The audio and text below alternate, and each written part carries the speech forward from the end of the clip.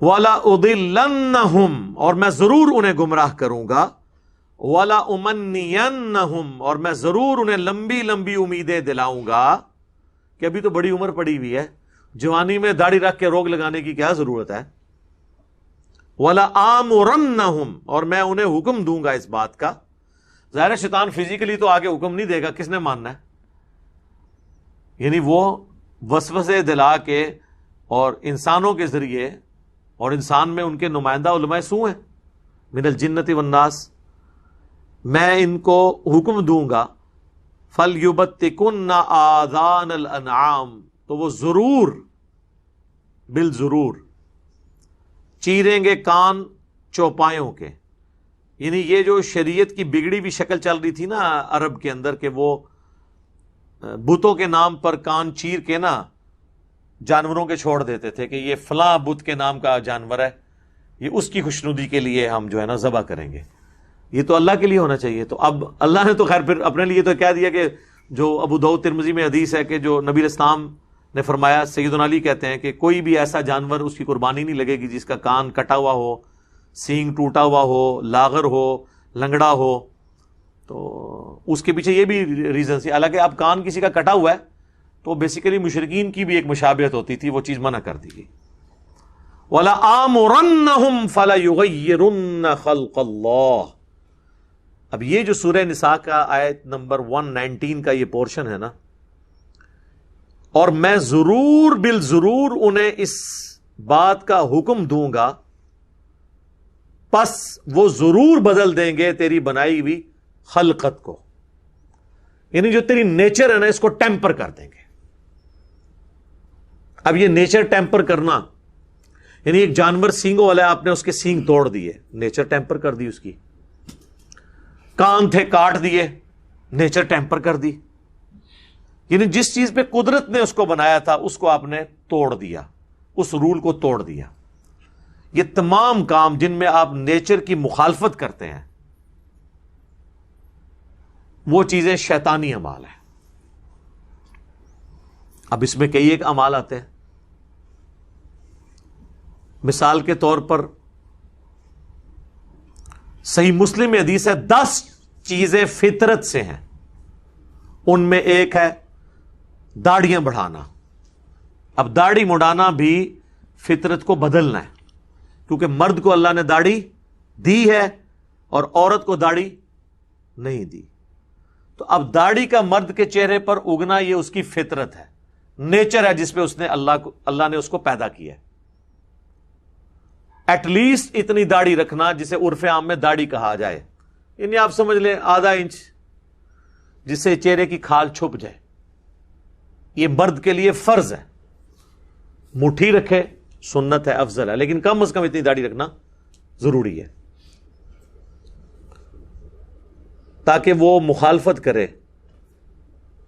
اس چیز کی جو اللہ تبارک و تعالیٰ نے جس چیز کو شیطانی کام کہا ہے، کہ شیطان نے کہا تھا میں خلقت کے بگاڑنے کے اوپر ان کو لگا دوں گا۔ اس کو سپورٹیو حدیث ہے بخاری اور مسلم دونوں کی کہ نبی علیہ السلام نے ان مردوں پر لعنت فرمائی جو عورتوں کی مشابہت اختیار کریں، ان عورتوں پر جو مردوں کی مشابہت کریں ان پر بھی لعنت فرمائی۔ آپ کو کئی مرد نظر آئیں گے وہ اپنے کانوں میں بالیاں ڈال کے پھرتے ہیں، اچھا وہ یہ سمجھ رہے ہوتے ہیں ہم بڑے ڈومیننٹ ہیں۔ کوئی بھی سلجھا ہوا انسان ایسے بندے کو دیکھ کے کوئی امپریس تو نہیں ہوتا۔ آج تک آپ میں سے کوئی بندہ اس میں تھوڑی سی عقل امپریس ہوتا ہے کہ یار کہ کان ٹوٹا جائے، اور وہ اپنے میں سمجھ رہا ہوتا ہے میں پتہ نہیں کیا توپ چیز بن گیا ہوں، اب کانوں میں بالیاں ڈال لی ہیں، عورتوں کی مشابہت اختیار کی، تو لعنت کا مستحق۔ اسی طریقے سے آپ دیکھیں کئی لوگ ہیں وہ ہاتھوں میں کڑے پہنتے ہیں۔ اب ہاتھ میں کڑا پہننا اور زیورت کی ایک قسم کی ایک ریزمبلنس اختیار کرنا، ہم تو یقین کر ہم نے تو وہ کبھی چین والی گھڑی نہیں پہنی اسی ڈر سے کہ یار میں اس میں فتویٰ نہیں لگاتا کیونکہ اس میں تو گھڑی آ جاتی ہے، لیکن بہرحال پھر بھی شروع میں تو احمد بریلوی صاحب تو وہ کہتے تھے یہ عورتوں کی مشابہت ہے، چین والی گھڑی وہ نہیں پہنتے تھے، اس کو مشابہت سمجھتے ہوئے کہ زیور کے قریب ہے، میٹل تو ہے نا، لیکن گھڑی کی وجہ سے اس کے اوپر سے وہ حکم اتر جاتا ہے. ظاہر ہے وہ چوڑی یا اس میں آپ کا کڑا اس میں تو نہیں، اس کیٹیگری میں فال نہیں کرتا. اس طرح بعض مرد بال اتنے لمبے رکھ لیتے ہیں کہ وہ اس سے نیچے چلے جاتے ہیں. شولڈر تک ٹچ کریں گے سنت ہے، شولڈر کو کراس کریں گے وہ عورتوں کے ساتھ مشابہت آ جائے گی، وہ حرام ہے. اور عورت شولڈر کے نیچے رکھے گی، اس سے جیسے ہی اوپر کرے گی یا ٹچ کروانے تک اس حد تک رکھے گی وہ مردوں کی مشابہت ہو جائے گی. تو یہ والی اسی طریقے سے کپڑے پہننے میں بھی ہے. جس طرح آج کل نعت خانوں نے ایسے عجیب کپڑے پہنے ہوتے ہیں کہ یعنی جب تک آپ اس کی شکل نہ آپ کسی کے سامنے کریں، نچلا دھاڑا آپ دکھائیں تو وہ پتہ نہیں چلتا یہ مرد ہے یا عورت ہے جس نے یہ کپڑے پہنے ہوئے. پہلے تو یہ صرف پہنتے تھے ہمارے یہ جو سنگر حضرات ہیں، لیکن اللہ کے فضل سے یا بلکہ کہنا چاہیے اللہ کے غضب سے نعت خان تو جو ہے سنگرز کو بھی چھوڑ گئے، وہ پھر بھی کوئی ڈیسنٹ لباس پہنتے ہیں. نعت خان تو ان کی تو پگڑیوں میں 5-5 10-10 رنگ اور گوٹے لگے ہوئے ہوتے ہیں، اور وہ اپنے طور پہ یہ سمجھ رہے ہوتے ہیں ہم اچھے لگ رہے ہیں. لیکن یقین کریں ہمارے تو چھوٹے چھوٹے بچے بھی دیکھ کے ان کو ہنستے ہیں کہ یار یہ کس قسم کے کپڑے انہوں نے پہنے ہوئے. تو یہ ساری مشابہت ایسی ہے جس میں انسان لعنت کا مستحق ہوگا. اچھا، اس میں ایک اور پہلو بھی ہے کہ اس طرح کے معاملات سے بچتے ہوئے بالکل انسان یہ نہیں ہے کہ پرانگدہ حالت میں رہنا شروع کرتا ہے. وہ بھی سنن نبی داؤد میں حدیث ہے، نبی الاسلام نے ایک شخص کو دیکھا اس کے کپڑے میلے تھے، تو آپ نے فرمایا اس کو کوئی ایسی چیز نہیں ملی کہ کپڑے دھو کے پہنتا. ایک شخص آیا سنن نبی داؤد میں مسند احمد میں حدیث ہے، اس کے بال بکھرے ہوئے تھے. آپ نے فرمایا تجھے کوئی کنگھی نہیں ملی تو اپنے بال سنوار لیتا. اس چیز کو ناپسند کیا. اسی طریقے سے سنن نبی داؤد مسند احمد میں ایک حدیث ہے، یہ ساری حدیثیں آپ کو مشکات میں کتاب اللباس چیپٹر میں مل جائیں گی. نبی الاسلام نے ایک بندے کو پرانگدہ حالت میں دیکھا. آپ نے فرمایا کہ تو کیا کرتا ہے؟ وہ کہتا ہے میری اتنی بھیڑ بکری ہیں. وہ بڑا امیر لینڈ لارڈ بندہ تھا، اس کے جانور اتنے زیادہ تھے. تو آپ فرمایا تیرے کپڑے کی حالت ہے، مطلب اللہ تعالیٰ پسند فرماتا ہے کہ جب کسی کو دے تو اس کی نعمتوں کا اثر اس پہ دکھائی دے، لیکن اس میں فضول خرچی نہیں ہوگی، یہ ایسی حرکتیں نہیں ہوگی کہ جس کی وجہ سے کسی غریب کا دل دکھنا شروع ہو جائے. لوگ بعض اوقات پیسے کا شو آف کرتے ہیں، وہ بھی بالکل حرام ہے، یہ ذہن میں رکھیے گا. یہ دونوں ایکسٹریمز ہیں، اور نہ اس کی بنیاد پہ کوئی شخص کسی کو سادگی سے روک سکتا ہے. جامعہ ترمذی میں حدیث ہے جس نے دنیا میں سادہ لباس اختیار کیا اور مہنگا لباس چھوڑ دیا تو قیامت والے دن اللہ تعالیٰ پبلکلی اسے جنت کا حلہ پہنائے گا کہ اس نے میری خاطر دنیا میں سادگی اختیار کی. یہ سادگی ہے، اس کا یہ مطلب نہیں کہ گندے کپڑے پہن لینے ہیں. یا وہ الیاس قادری صاحب اپنی ویڈیو میں بتا رہے تھے، فضان سنت میں انہوں نے لکھا بھی ہوا ہے پرانے والی میں، وہ کہتے ہیں میں تو اپنے نئے سوٹ کے اوپر پیوند لگا لیتا ہوں تاکہ سنت پوری ہو جائے. یہ تو بدعت ہے. سنت تو یہ ہے کہ کپڑا پھٹے تو اس پہ پیوند لگایا جائے. نئے کپڑے کے اوپر پیوند لگانا اگر سنت ہوتی تو حضور علیہ السلام خود لگاتے. تو کہتے ہیں سنت پہ یعنی زبردستی کی سنتیں بنا کے ان پہ عمل کرنا، یہ بھی ایکسٹریم ہے. دوسری طرف یہ بھی سنن نبی داؤد میں حدیث ہے جس نے دنیا میں شہرت کا لباس پہنا قیامت والے دن اللہ اسے ذلت کا لباس پہنائے گا.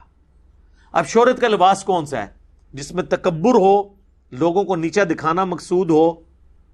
اب یہ دیکھ لیں ہمارے کئی پولیٹیشنز ہیں، میل فیمیل، آپ دیکھیں 40-40 لاکھ کے پرس انہوں نے اٹھائے ہوئے ہیں، 20-20 لاکھ کی گھڑیاں پہنی ہوئی ہیں، اور پھر باقاعدہ جب اپنے انٹرویو کرتے ہیں تو صحافیوں سے لکھواتے ہیں کہ لکھو یہ فلاں برانڈ کا ہے، یہ وہ. یہ تو حرام ہے، چاہے حلال کی کمائی کا بھی ہے نا، اس طرح کی نمائش کرنا حرام ہے. صحیح مسلم میں حدیث ہے جس کے دل میں رائی کے دانے کے برابر بھی تکبر ہوا وہ جنت میں نہیں جائے گا. تو صحابہ ڈر گئے، ان کا یا رسول اللہ بعض اوقات انسان کی خواہش ہوتی ہے اس کے کپڑے جوتے لباس اچھا ہو، تو کیا یہ تکبر میں آئے گا؟ آپ نے فرمایا یہ تکبر نہیں ہے. اللہ بھی خوبصورت ہے اور خوبصورتی کو پسند فرماتا ہے. تکبر یہ نہیں کہ تم اچھا لباس پہنو یا اچھے دکھو، بلکہ تکبر یہ ہے کہ تم حق بات سے روگردانی کرو، عناد کرو اور دوسروں کو حقیر جانو. یعنی کہ شخص کو پتا چل گیا کہ قرآن میں یہ لکھا ہے اور اب اس کو نہیں مان رہا، چاہے وہ یہ کہہ رہا ہے کہ جی میرے بزرگ یہ کہتے تھے میں یہ کیوں مانوں، اس کا مطلب ان کو مجھ سے بہتر آتا ہوگا. یہ تکبر ہے. ایک بندے کو پتا چل گیا بخاری مسلم میں نماز کا طریقہ یہ لکھا ہے، اب وہ اتنی اکڑ میں آیا کہ وہ بجائے اس سنت پہ عمل کرنے کے معاشرے کے ڈر سے سنت کو چھوڑ رہا ہے، تو اس کے اندر تکبر ہے، کیونکہ وہ اللہ کے سامنے اکڑ رہا ہے۔ عاجزی اللہ کے سامنے کرنی تھی، وہ کی ہوئی ہے عوام کے سامنے، کہ عوام کے ڈر سے نماز نہیں پڑھا رفع الیدین کے ساتھ۔ عوام کے سامنے تو کوئی آپ نے عاجزی نہیں کرنی ہوتی، عاجزی تو اللہ کے لیے، عوام کے لیے صرف یہ کہ عوام کے سامنے آپ نے کوئی ایسی حرکت نہیں کرنی کہ ان کو آپ ذلیل کریں۔ آپ نے اچھا لباس پہننا ہے پہنے، لیکن اس کی بنیاد پہ کسی کی غربت کا مذاق نہ اڑائیں، جو ہے نا کہ دوسروں کو حقیر جاننا۔ اور دیکھیں اللہ نے کیسا غرور توڑا ہے ہمارا۔ نماز میں صحیح بخاری میں حدیث ہے، نبی علیہ السلام یعنی صفوں کو سیدھا کرواتے تھے تو پاؤں سے پاؤں کو ملا دیتے تھے، فزیکلی، یلزقو کے الفاظ ہیں، فزیکلی ملاتے تھے۔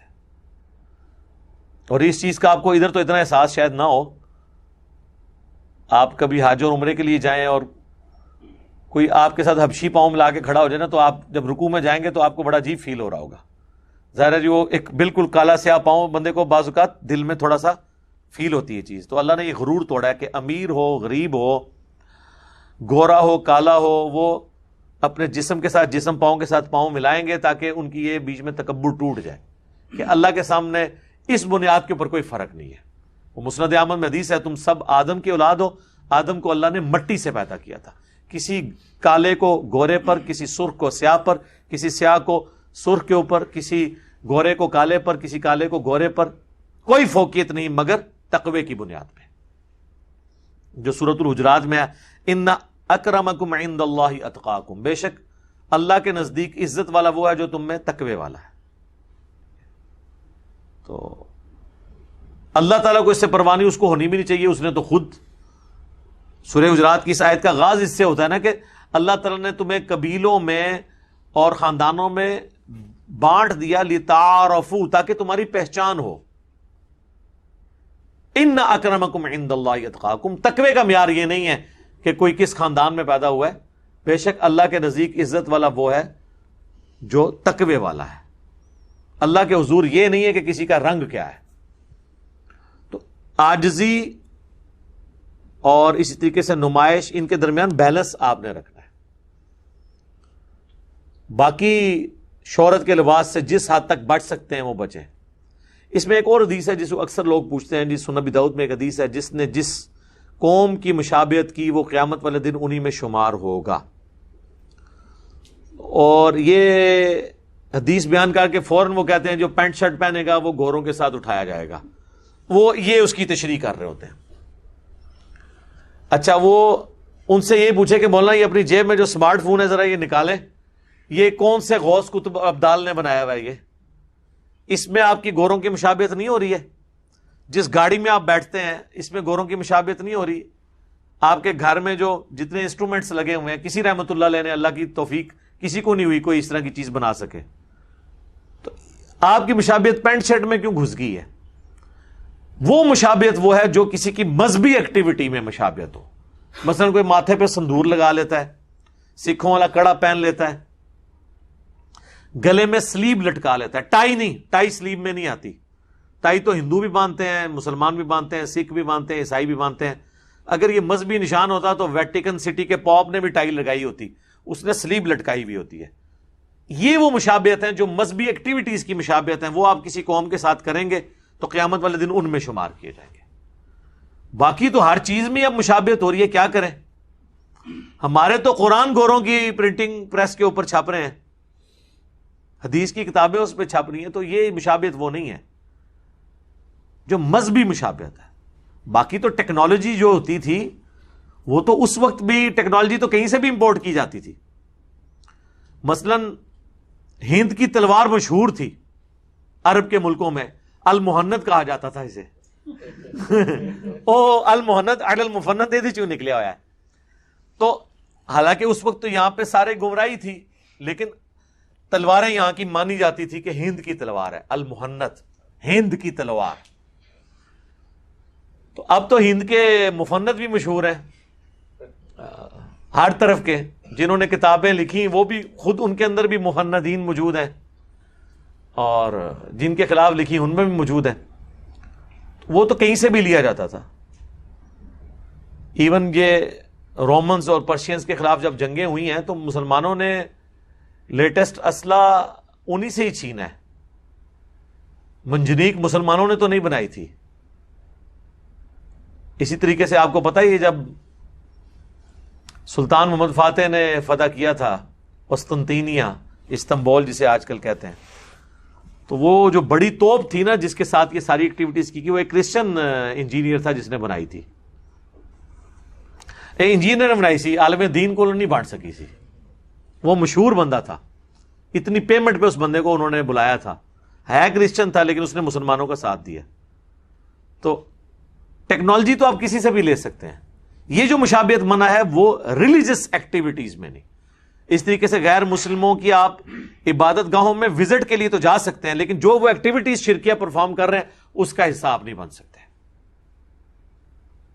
وہ پھر آپ اس مشابہت میں آ جائیں گے جس کے بارے میں اتنے سخت احکامات ہیں. باقی اس میں تو کئی ایک باتیں ہیں جو کی جا سکتی ہیں. یہاں پہ میں اس ٹاپک کو کنکلوڈ کرنے سے پہلے ایک حدیث بیان کر دوں جو میری فیوریٹ حدیث ہے. صحیح بخاری صحیح مسلم دونوں میں حدیث موجود ہے. ایک عورت سیدنا عبداللہ ابن مسعود کے پاس آتی ہے اور کہتی ہے کہ حضرت میں نے سنا ہے کہ آپ ایسی عورتوں پر لعنت کرتے ہیں جو ٹیٹو بنواتی ہیں، گدواتی ہیں، اور خوبصورت دکھنے کے لیے دانتوں کے درمیان گیپ بنواتی ہیں اور چہرے کے بال اکھاڑتی ہیں پلکنگ کے ذریعے. عورت وہ بال تو اکھاڑ سکتی ہے جو مردوں کی مشابہت والے ہوں جیسے مونچھیں، لیکن یہ بال نہیں اکھاڑ سکتی. تو ان تین قسم کی عورتوں پہ آپ لعنت کرتے ہیں. تو عبداللہ ابن مسعود نے فرمایا میں کیوں نہ ایسی عورتوں پہ لعنت کروں جن عورتوں پہ قرآن میں اللہ نے لعنت کی ہے. ہائے ہائے ہائے. وہ عورت آگے سے کوئی انڈیا پاکستان کی کوئی عاشق رسول نہیں تھی، نہ دی جو کچھ بھی ہے تیرے محبوب کی امت سے ہیں. اس نے قرآن پڑھا ہوا تھا. اس نے کہا حضرت میں نے پورا قرآن پڑھا ہے، مجھے تو قرآن میں ایسی کوئی آیت نہیں ملی ہے جو آپ. اچھا میرا خیال ہے آج کل کی تو عورت کوئی سوال بھی نہیں کر سکتی کسی عالم دین سے. آپ بولڈنس کا لیول دیکھیں. عبداللہ ابن مسعود، بخاری مسلم میں آیا کہ 4 بندوں سے قرآن سیکھو اگر سیکھنا ہے، ان میں ایک عبداللہ ابن مسعود ہے. اور صحیح بخاری میں آتا ہے عبداللہ ابن مسعود کہتے ہیں اگر مجھے پتا ہوتا نا کہ دنیا میں کوئی مجھ سے زیادہ قرآن جانتا ہے. اچھا ان کو کسی نے نہیں کہا بڑی متکبرانہ گلاں کر رہے ہیں، یہ انہوں نے اپنی جس فیلڈ میں اپنا ٹائم لگایا تھا ان کو فخر تھا. اس کے اگینسٹ انہوں نے کسی سے چندہ بک نہیں اس کو دی کہ جا کے پیسے لے کے آ کے مجھے سب، انہوں نے بتایا کہ میں نے ایک محنت کی ہے. تو بخاری کے الفاظ ہے اگر مجھے پتا ہو نا کہ مجھ سے زیادہ کوئی قرآن جانتا ہے، میں اپنے اونٹوں کے جگر جلا کے نا وہاں پہ پہنچوں اس سے قرآن سیکھنے کے لیے. میں نے 80 صورتیں حضور کے پیچھے سن کے یاد کی ہیں. 80 صورتیں 114 میں سے ڈائریکٹ حضور سے سن کے. آپ تو مدرسوں میں حفظ کرواتے ہیں. اس شخص کے بارے میں سوچیں جو حضور کے پیچھے نماز تہجد میں سن کے 80 صورتیں اس نے زبانی یاد کر لی ہیں. تو وہ اتنا بڑا عالم ہے اور وہ عورت کہہ رہی ہے کہ حضرت میں نے پورا قرآن پڑھا ہے، قرآن میں تو مجھے کوئی ایسی آیت نہیں ملی ہے. یعنی ریفرنس مانگ رہا ہے. یہاں آپ اکابرین سے، مفتیات سے، بزرگان دین سے ریفرنس مانگ کے دیکھیں. وہ کہتے ہیں مجھے پتا لگ گیا کہ ڈسلیشن تو بول رہے ہیں. تو عبداللہ ابن مسعود نے فرمایا کہ کیا تم نے قرآن میں یہ نہیں پڑھا سورۃ الحشر کی آیت وما آتاکم الرسول فخذوہ وما نہاکم عنہ فانتہوا، جو رسول اللہ تمہیں دیں وہ تم لے لو اور جس سے منع فرما دیں اس سے رک جاؤ. تو رسول اللہ نے ہی لعنت فرمائی ہے ایسی عورتوں پہ جو ٹیٹو بنواتی ہیں، گدواتی ہیں جسم میں، یا دانتوں میں گیپ بنواتی ہیں. یہ اللہ کی خلقت کو تبدیل کرتی ہیں. اچھا اس میں الفاظ یہ ہیں کہ اللہ کی بنائی ہوئی خلقت کو بدلتی. اب کسی کے دانت ٹیڑھے ہیں نا وہ سیدھے کروا سکتا ہے، وہ خلقت کو بدلنا نہیں ہے. یہ ذہن میں رکھیے گا، وہ تو اس کی ڈیمیج خلقت ہے. اسی طریقے سے جن چیزوں میں حکم ہے خلقت کو بدلنے کا، وہاں پہ خلقت کو بدلنا ہی فطرت ہے. مثلا بخاری مسلم حدیث ہے 5 چیزیں فطرت سے ہیں: مونچھیں پست کرنا، ختنہ کروانا، بغلوں کے بال صاف کرنا یا اکھیڑنا، زیر ناف بال صاف کرنا، یہ ساری کی ساری چیزیں کیا ہیں؟ خلقت ہے. حالانکہ خلقت کو بدلا جا رہا ہے. اب جب کسی کا ختنہ ہوتا ہے تو وہ نیچرل جو پیدا ہوا ہے اس سے تو وہ ہٹا کے کر رہے ہیں. اور ناخن کاٹنا، 5 چیزیں: مونچھیں، بغلوں کے بال، زیر ناف 3، چوتھی چیز ختنہ، اور 5ویں چیز ناخن کاٹنا. اب ناخن تو خلقت میں اگ رہے ہیں، لیکن اس کو کاٹنا جو ہے فطرت ہے. یہ اللہ نے کاٹنے کو فطرت بنا دی ہے. اور وہ صحیح مسلم میں حدیث ہے، انس ابن مالک کہتے ہیں نبی علیہ السلام نے ہمیں حکم دیا کہ ہم 40 دن کے اندر ایک دفعہ ضرور اپنے ناخن کاٹیں گے اور زیر ناف بال اور بغلوں کے بال صاف کریں گے، کم از کم 40 دن، اس سے لمبا گیپ نہ ہے. تو وہ عبداللہ ابن مسعود کہتے ہیں کہ نبی علیہ السلام نے خلقت بدلنے والی عورتیں جو 3 طریقے سے خلقت بدلتی ہیں، ٹیٹو بنوا کے، دانتوں میں گیپ بنوا کے، یا چہرے کے بال اکھاڑ کے، یا پلکنگ کر کے، یا آئی بروز بنا کے، آپ یہ آج کے ماڈرن دور میں.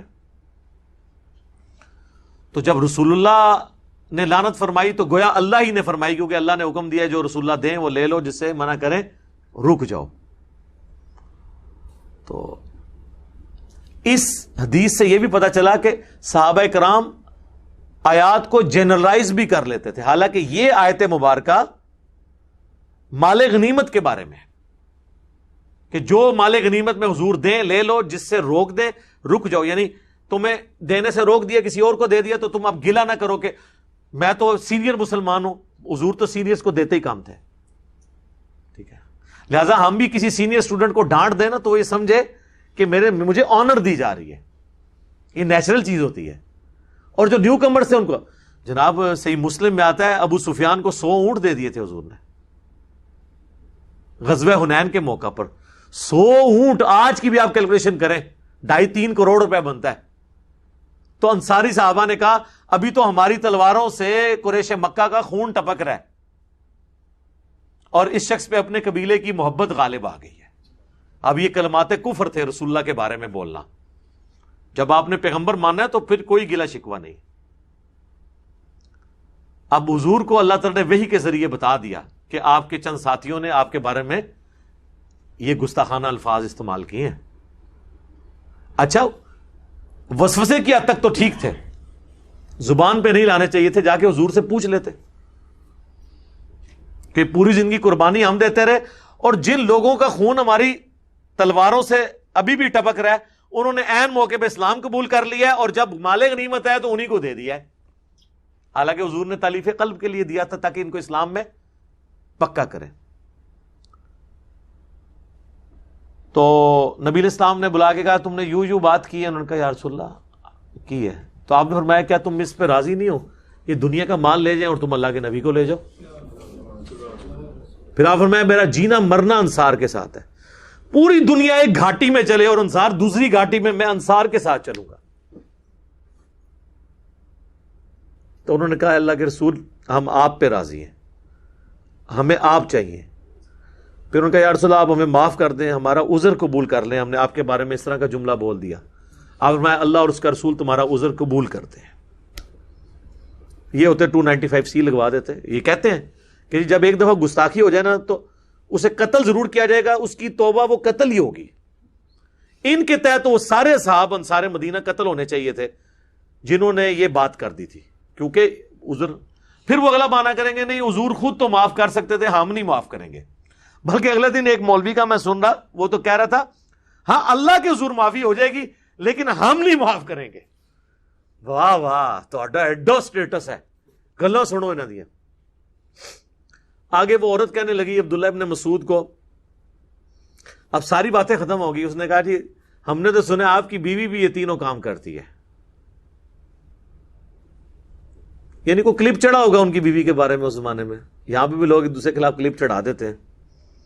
تو عبداللہ ابن مسعود نے کہا اندر جاؤ میری بیوی کو دیکھ لو. وہ اندر گئی، شرمندہ ہو کے باہر نکلی. ان کا کہ آپ کی بیوی میں ایسی کوئی چیز نہیں ہے، نہ وہ ٹیٹو بنواتی ہے، نہ یہ اور نہ پلکنگ.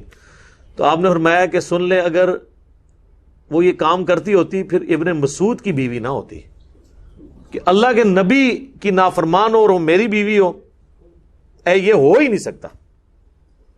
ٹھیک ہے. اچھا اس حدیث میں کتنے لیسنز ہیں یار. اس حدیث پہ 1 گھنٹہ گفتگو ہو سکتی ہے. کیا کچھ نہیں مل رہا اس حدیث سے کہ صحابہ کرام احادیث کو جنرلائز کر کے، آیات کو جنرلائز کر کے گاڈ اورینٹڈ ہوتے تھے، اس میں سے وہ رزلٹ نکالتے تھے.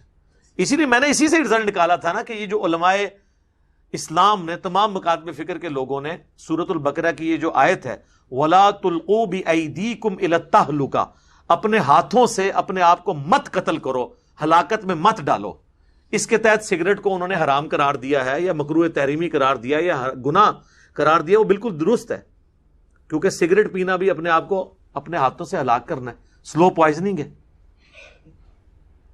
حالانکہ یہ آیت تھی مال اللہ کی راہ میں انفاق کرنے کے بارے میں. اللہ نے فرمایا جو اللہ کی راہ میں پیسہ خرچ نہیں کرتا گویا وہ اپنے ہاتھوں سے اپنے آپ کو ہلاک کر رہا ہے.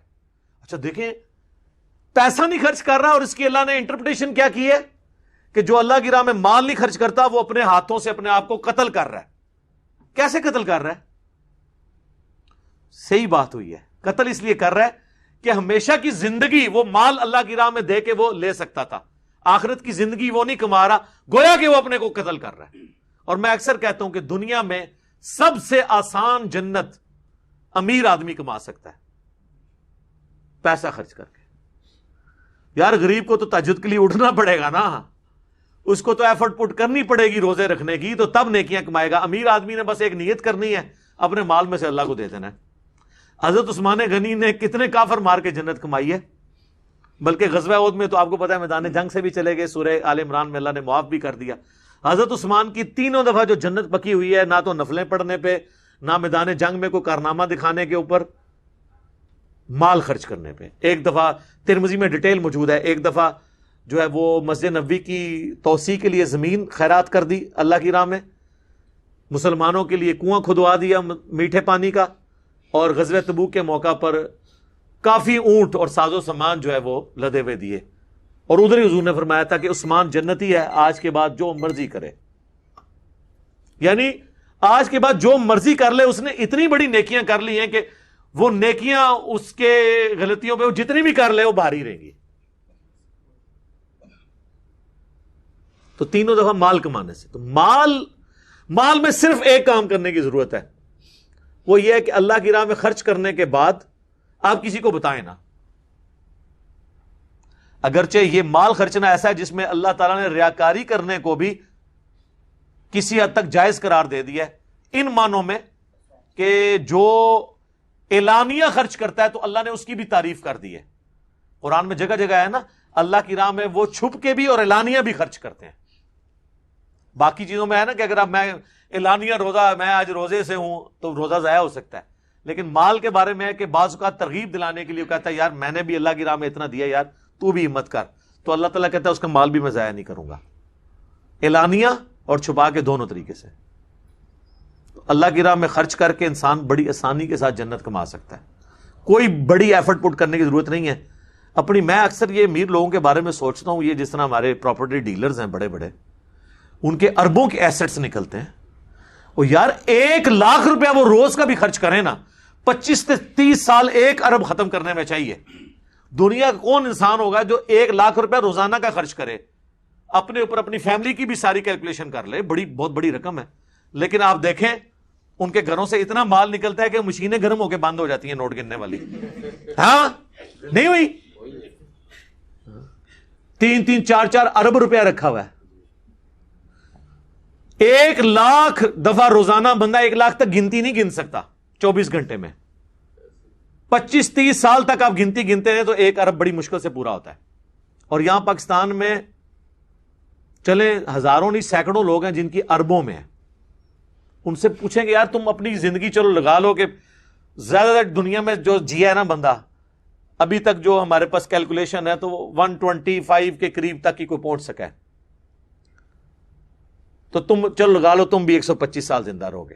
ویسے تو وہ جاپان ہی جانے نے بندے، جاپان میں اس وقت بھی 55,000 لوگ ایسے ہیں جو 100 سال سے اوپر ہیں. دنیا میں 100 سال سے اوپر اتنے لوگ کہیں نہیں ہوتے. ان کا لیونگ سٹائل سادہ ہے سب کچھ. تو تم چلو چلے گئے 125 میں بھی کیلکولیشن کر لو کتنے تمہیں پیسے چاہیے، باقی خرچ کر دو اللہ کی راہ میں. بخاری مسلم دونوں میں حدیث ہے، نبی علیہ السلام نے فرمایا کہ انسان کہتا ہے میرا مال میرا مال میرا مال، پھر آپ نے وہ آیت تلاوت کی الہاکم التکاثر حتی زرتم المقابر، یعنی کثرت، مال کی کثرت نے تمہیں غافل کیے رکھا یہاں تک کہ تم قبروں کا منہ دیکھ لیا، جبکہ تیرا مال تو وہ ہے جو تو کھا لے یا پہن کر بوسیدہ کر دے، باقی تو تیرے ورثاء کا مال ہے، یا تیرا مال وہ ہے جو اللہ کی راہ میں خرچ کر کے آخرت کے لیے سٹور کر لے۔ بخاری مسلم دونوں میں حدیث ہے، انسان کے 3 دوست ہیں، ایک ہی قبر میں ساتھ جاتا ہے، وہ اس کے اعمال ہیں، اور 2 باہر رہ جاتے ہیں، اس کا مال اور اس کے رشتہ دار۔ تو آپ اللہ کی راہ میں خرچ کر کے مال کو ہمیشہ کے لیے سٹور کر سکتے ہیں۔ وَمَن يَتَّخِذِ الشَّيْطَانَ وَلِيًّا مِّن دُونِ اللَّهِ، اور جو کوئی شیطان کو اپنا پشپناہ مان لے اللہ کو چھوڑ کر، فَقَدْ خَسِرَ خُسْرَانًا مُبِينًا، تو ایسا شخص جو ہے وہ نقصان میں اور بہت کھلے نقصان کے اندر مبتلا ہو گیا۔ اللہم لا تجعلنا منہم، آمین۔